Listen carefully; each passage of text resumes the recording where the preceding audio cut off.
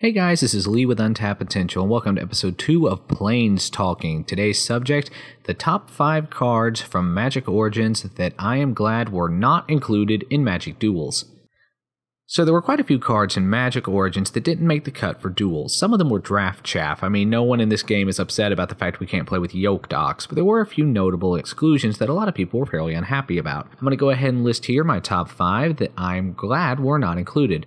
But first, a couple honorable mentions. Alright, let's get down to it. Number 5. Goblin Piledriver was one of those cards that didn't actually fit particularly well in the Magic Origins set to begin with. This card was printed more to throw a bone to the modern players or to the standard players who would have a chance to use this and wasn't meant to be used in a Magic Origins only format. Now, granted, the base set in Magic Duels does give it a few other goblins to play with, but the fact of the matter is there's still barely enough there to make an archetype, and quite a few of the goblins are not very good once you have some cards from Origins. However, I'm glad this card wasn't included, as it means they can print other goblins in the future. And we're going to Zendikar next, which does have a goblin presence, which means I can continue to print goblins without having to worry about this thing becoming insanely broken further down the line.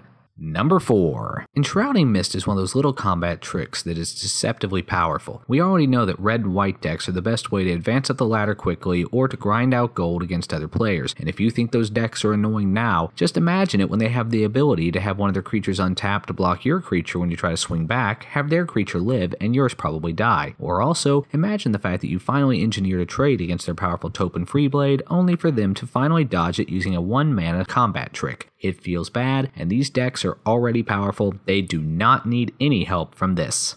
Number 3. Remember that elf deck you faced that overwhelmed the field with an incredible number of creatures?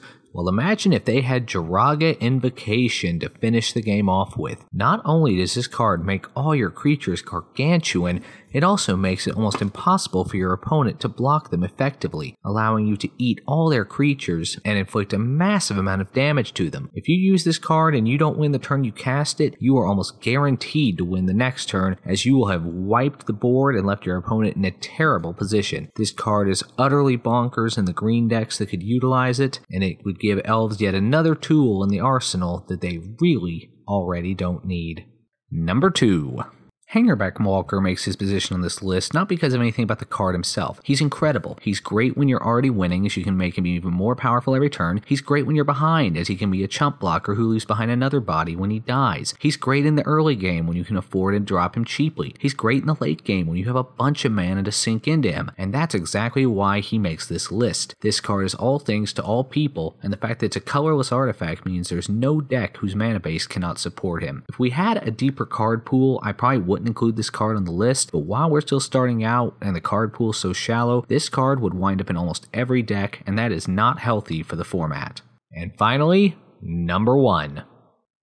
Yeah, this is probably my own bad grape shining through here, and Hangerback Walker should probably occupy this spot. But no, my list, my rules, and Sentinel of the Eternal Watch is the card I am the most happy I do not have to deal with while playing Magic Duels. I've played enough Magic Origins Limited to know that the second this thing hits the board, if it is not answered immediately, it will end the game on its own. 6 mana for a 4/6 Vigilance is already an aggressively costed body, and its ability to tap down one of my creatures each turn before the unskippable combat on my turn means not only do I not get to attack with it, I don't get to block with it next turn either, while the 4/6 continues to beat at me. And worse, it gets to attack every turn without pause because of its vigilance while still getting to stay up to defend. The card is absolutely incredible at what it sets out to do, and what it sets out to do is piss me off. I am entirely happy to never have to face this card in Magic Duels. Alright guys, this has been the top 5 cards I am happy were not included in Magic Duels. Check back with us next week for Planes Talking, where I talk about the top 5 cards I wish had made the cut. This is Lee with Untapped Potential. Like, comment, subscribe, and I'll see you next time.